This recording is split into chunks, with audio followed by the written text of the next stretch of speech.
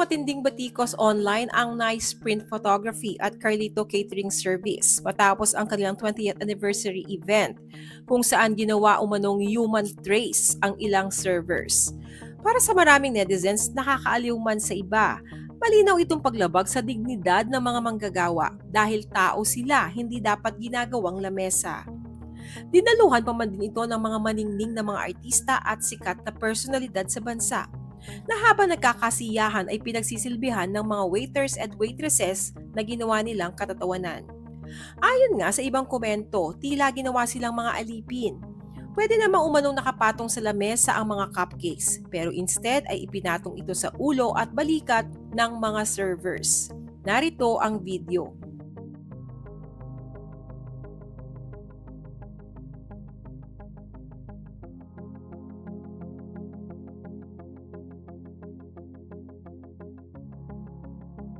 Ayon sa mga komento, Dole should investigate this. Nice Print turned off their comment section sa post nila. Wala naman silang choice dahil work nila yan, pero di man lang ba kayo nag-alangan na ang off talaga? Ginawang tray yung tao, nice print photo, anong pinagagagawa ninyo?